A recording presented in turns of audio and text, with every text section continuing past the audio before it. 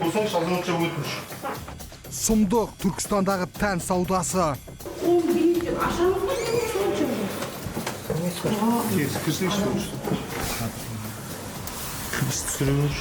Оларды қандай жаза күтіп тұр? Сатулы махаббат қанша теңге тұрады?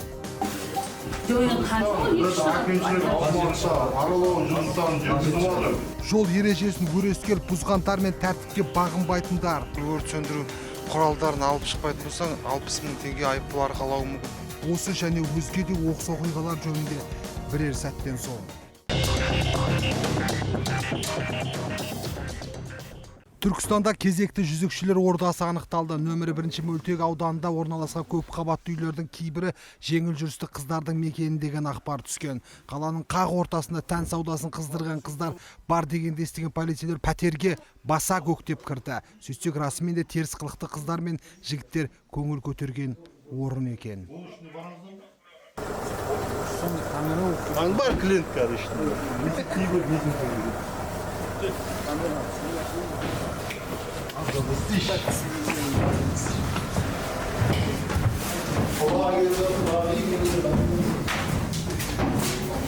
Кең қодыңыз. Қаншетін беріп кетші маңыңа. Есіңіздің бола қандыз? Жанна, қамляныз? 840. 716. Қажет тұрыз. Жоқта шашыңыз көтерсің ішіне бұлда болыз. Бұл жерде бізден жаңа телевизордан басқадан қала бойынша бәрі. Онда қылықтар еш қымсынбастан күн түн демей тән саудасын қыздырып келген. Биыл былыққа толы ғимаратқа бас сұққан полицейлер жел қуғандардың барлығын қолға түсірді. Тек 2 сағаттық рейдтің өзінде тәртіп сақшылары 4 жеңіл жүрісті қызды анықтады.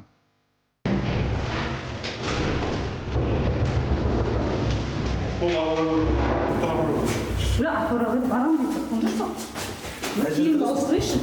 Әже тұрғыз, су бәтер ма? Фильм услышишь? Баланған бала.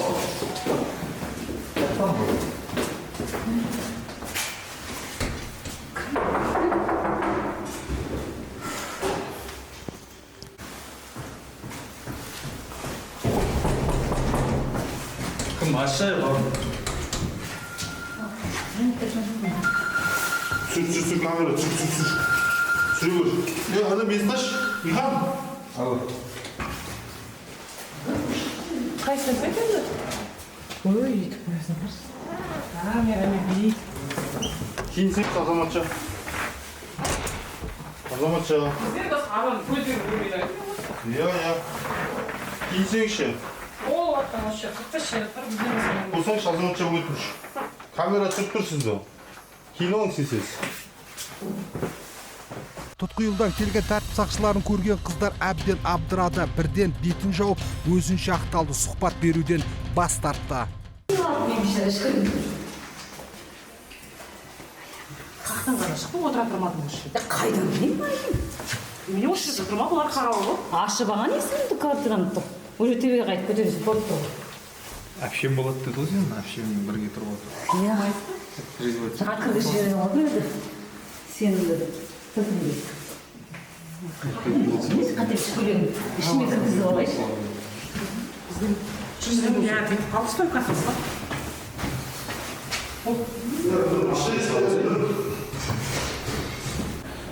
Келдік.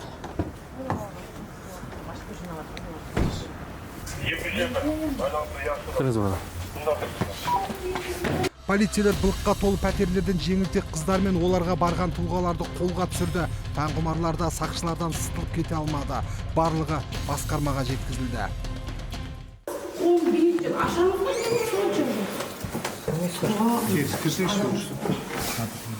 Қай жақтан келдіңіз?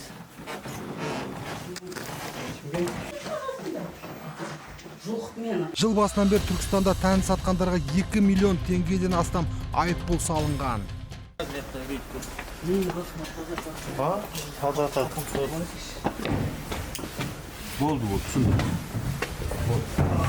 Кино түсіріп жатыр, кино. Имамға мұшы жоқ. Я. Сегіз ма? Майжан түсіп. Есім Сабылов. Сабылов, қазір бізде Түркістан қаласында қауіпсіз қала жедел шарасы жүріп жатыр. Қауіпсіз қала жедел шарасында сол бойынша рейдтік шаралар келесіз, жеткізіліп отырсыз. Түркістан қаласына қарасты нөмір 4-ші әкімшілік пункт. Қазір сізге бұлар әкімшілік хаттан түсіп жатқан көрсетілген. Сіз уже мынау жаңағы қанша уақыттан тура тұрып жатқаныңыз бар? 2 апта насып екен. 2 апта болды ма? Оған насып кетіп отыр ғой. Әкімшілік хаттан толығынан көрсетіліп отыр. Сол басқа ештеңе жоқ бұл жерде. Жерде ерік шешетін, ашуланатын, ештеңе жоқ. Сабырлыққа салыңыз.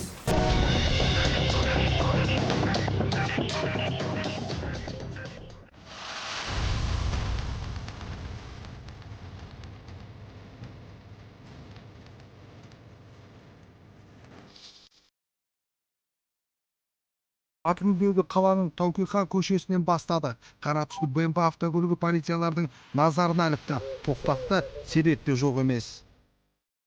Немістің БМВ автокөлігі, бұның алдыңғы жарық шамдары LED шамдары орнатылған. Шын мәнінде солай ма білетін боламыз. Осылай келді да, оған қарай не болып жатқанда, осылай келгеннен кейін осылай жүрді, әлі еш жеріне түрткен жоқпыз да. Просто бір-ақ апта болып сатып алғанда.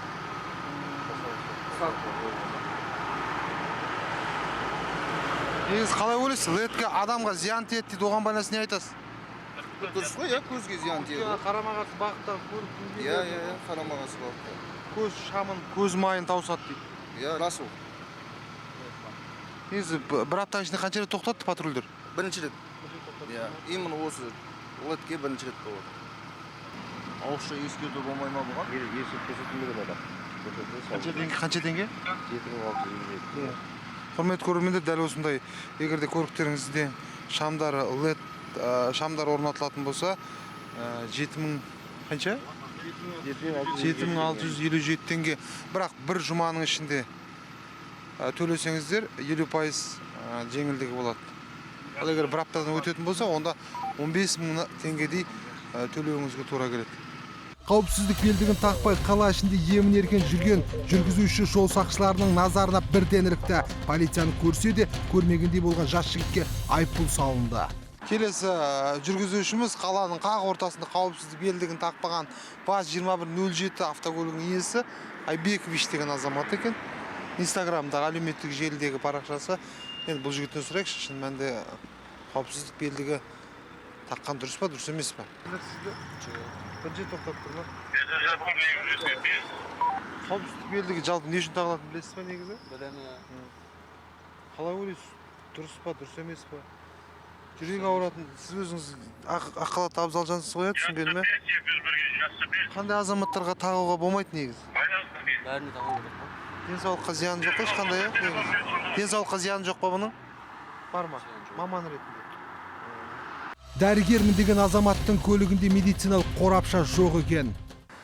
Енді 590 баптың 10 тармағы жазады сізге. 791 пунктында. Жол жүріс қағидаларын.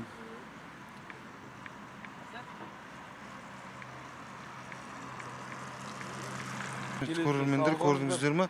Медқорапша бүкіл өрт сөндіру құралдарын алып шықпайтын болсаң, 60 000 теңге айыппұл арқалауы мүмкін. Егерде бір аптаның ішінде төлесең, 30 000 теңге болады.